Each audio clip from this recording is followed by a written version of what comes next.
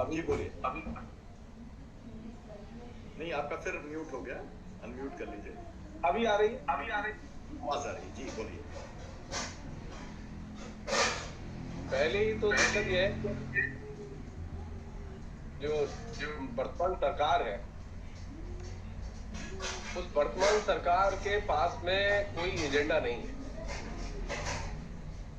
और जो प्रधानमंत्री है उनके पास में कोई भी दृष्टिकोण नहीं है। ये बुनियादी समस्या है, और इस तरह की नीतिहीनता और दृष्टिहीनता हिंदुस्तान की हिस्ट्री में किसी भी पॉलिटिकल लीडर के सामने नहीं थी, यहां तक कि हिंदू महासभा के नेताओं के सामने भी नहीं थी। उनके पास में भी एक दृष्टिकोण होता था, बल्कि मैं ये कहूंगा कि आरएसएस के नेताओं के पास में भी एक दृष्टिकोण है। लेकिन नरेंद्र मोदी एक ऐसा प्रधानमंत्री है जो कि बिना दृष्टिकोण के काम कर रहा है। और जब प्रधानमंत्री बिना किसी दृष्टिकोण के काम करेगा, और काम कैसे कर रहे हैं वो लोग, उनको एक बिल्डिंग बनानी है, एक नई संसद बनानी है, फाइन। तो नई संसद बनाने के लिए आप जाके आप यमुना एक्सप्रेस वे में आप 500 एकड़ जमीन खरीद लीजिए, आप नई संसद बनाइए, वहां दिक्कत क्या थी? एक बनी बनाई संसद, एक बनी बनाई हिस्टोरिकल मॉन्यूमेंट्स, प्लेस, जिनके साथ में हिस्ट्री जुड़ी हुई है, जिनके साथ में सैक्रिफाइसेस जुड़ी हुई हैं, जिनके साथ में पिछले 70 साल का एक्सपीरियंस जुड़ा हुआ है, उस सबको डिमोलिश करके आप याद कीजिए संसद में जब 2014 में शपथ लेने के लिए जब प्रधानमंत्री ने प्रवेश किया था, तो पहली बार उन्होंने ड्रामा किया कि वे संसद की सीढ़ियों का स्पर्श करते हुए घुसे। और जब वे संसद की सीढ़ियों का स्पर्श करते हुए घुस रहे थे, तो मेरा पहला कमेंट था, जो कि मैंने फेसबुक पर लिखा भी था, कि अब संसद की खैर नहीं है। और ठीक वही हुआ। अब ये संसद भी बेमानी है, वो अमर ज्योति जवान ज्योति भी बेमानी है, वहां जितनी भी हिस्टोरिकल चीजें बनी हुई है वो सारी की सारी बेमानी। क्यों? क्योंकि एक बहुत महत्वपूर्ण चीज है जो कि नरेंद्र मोदी के दृष्टिकोण का हिस्सा है। नरेंद्र मोदी जिस पॉलिटिकल विरासत से आते हैं, उस विरासत की ब्यूटी है कि उसके लिए हिंदुस्तान की हिस्टोरिसिटी का, हिंदुस्तान के हिस्टोरिकल मॉन्यूमेंट का, हिंदुस्तान के हिस्टोरिकल जो है पर्सपेक्टिव का कोई मीनिंग नहीं है। और ये चीज सबसे खतरनाक है। ये जो अभी वो सुभाष चंद्र बोस की मूर्ति के बारे में बात कर रहे हैं ना, ये बहाना है, खाली आवरण है अपने उस एंटी, जिसे कहें कि राष्ट्र फीलिंग्स को, जन विरोधी फीलिंग्स को सिर्फ कवर अप करने के लिए। मैं नरेंद्र मोदी के अनुयायियों से और स्वयं नरेंद्र मोदी से यह अनुरोध करूंगा मैं, वो कम से कम कुछ ना सही, सिर्फ एक काम तो सुभाष चंद्र बोस के विचारों के अनुरूप करते। एक काम नरेंद्र मोदी ने सरकार ग्रहण करते ही, सत्ता में आते ही सबसे पहला काम किया, जो सबसे खतरनाक काम किया। नेताजी सुभाष चंद्र बोस इसके पक्ष में थे कि प्लानिंग कमीशन बनाया जाए और प्लानिंग कमीशन के जरिए हिंदुस्तान की योजनाओं का कार्यान्वयन हो। और नरेंद्र मोदी ने सत्ता संभालते ही पहला काम यह किया, प्लानिंग कमीशन को डिसॉल्व कर। कमाल। ऐसा तो सुभाष चंद्र बोस का भक्त तो सुभाष चंद्र बोस ने कभी सोचा ही नहीं। सुभाष चंद्र बोस के अंदर डेफिनेटली राष्ट्रवाद था, लेकिन उस राष्ट्रवाद का संबंध था साम्राज्यवाद के विरोध से। यह सच है कि हिंदुस्तान को मुक्त कराने के लिए सुभाष चंद्र बोस ने विदेश में हर किस्म के शासन संचालकों से मदद ली। यह सच है, वो हिटलर से भी मिले थे, उन्होंने छुपाया नहीं। उनके जो बारिश है, उन्होंने भी उनकी जो रचनावली तैयार की, उसमें भी उसे छिपाया नहीं। सुभाष चंद्र बोस इतने पारदर्शी थे कि वो जिससे मिलते थे उससे जो बात करते थे उसे वो पब्लिश करते थे, ब्रॉडकास्ट करते थे। वो नरेंद्र मोदी की तरह जो है वो गुप्त डीलिंग नहीं करते थे। और सबसे बड़ी चीज, सुभाष चंद्र बोस ने अपनी लाइफ पे कभी झूठ नहीं बोला। अगर वो हिटलर से मिलने जा रहे हैं तो वो हिटलर से मिलने जा रहे हैं, अगर वो जापान जा रहे हैं और जापान में जाके उन्हें क्या कहना है और क्या कह रहे हैं वो सब पब्लिक है, कोई चीज छुप के बात नहीं करते थे।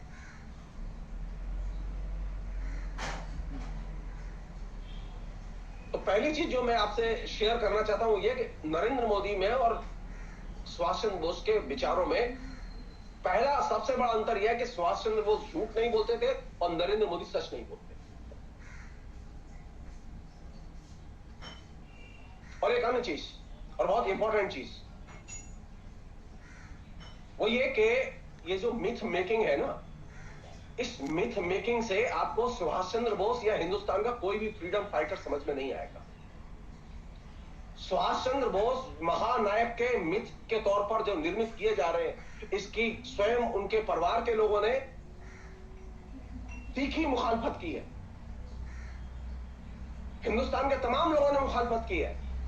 उनके भाई ने जो पुस्तक उनके लेखों के और भाषणों का संकलन जो एडिट करके और स्वागत बसु के साथ में जो छापा है, उसमें उन्होंने साफ तौर पर एक चीज रेखांकित की है कि सुभाष चंद्र बोस को कैसे देखा जाए, मिथ मेकर के तौर पर, एक महान योद्धा के तौर पर देखा जाए, जैसा कि नरेंद्र मोदी चाहते। लास्ट ईयर उन्होंने यही गलती की थी, उन्होंने पराक्रम दिवस मनाया था। सुभाष चंद्र बोस की पूरी रचनावली में, सारे भाषणों में मेरे पास है, सुभाष चंद्र बोस ने पराक्रम शब्द का कहीं पर भी इस्तेमाल नहीं किया अपनी लाइफ में। हमारे यहां एक ऐसी लीडरशिप आ गई है जिसको कि सुभाष चंद्र बोस की न भाषा का ज्ञान है, न दृष्टिकोण का ज्ञान है, न उनकी कुर्बानियों का ज्ञान है।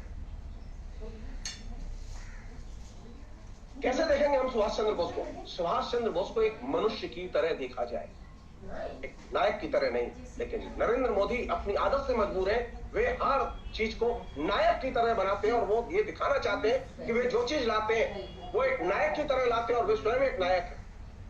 जी नहीं, सुभाष चंद्र बोस के महान मानवीय व्यक्तित्व के सामने आप एकदम कीड़े मकोड़े की तरह हैं, मैं साफ कहना चाहता हूं।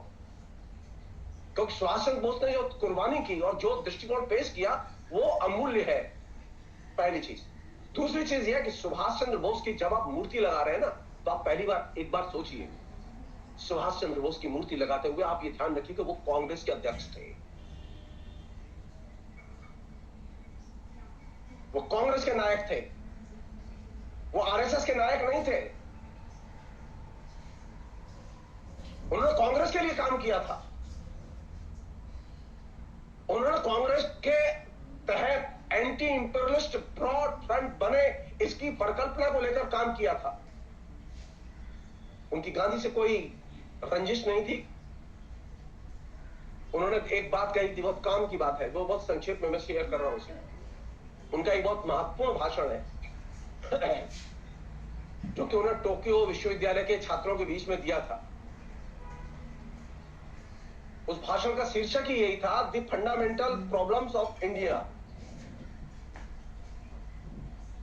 भारत की बुनियादी समस्याएं क्या हैं? भारत की बुनियादी समस्या डिक्टेटरशिप नहीं है। बहुत सारे लोग हैं ना जो उनके भाषणों में से वो कहते हैं, कई जगह उन्होंने कहा भी है ये, लेकिन जैसा कि शिशिर बोस और स्वागत बसु ने कहा है कि उनके दृष्टिकोण को कॉम्प्रहेंसिव ढंग से देखना चाहिए और खासतौर पर उनका जो 1944 में जो टोक्यो यूनिवर्सिटी के छात्रों के बीच में दिया गया भाषण है, उसे कायदे से पढ़ा जाना चाहिए। आप कर क्या रहे हैं? आप शब्दों को चुन रहे हैं।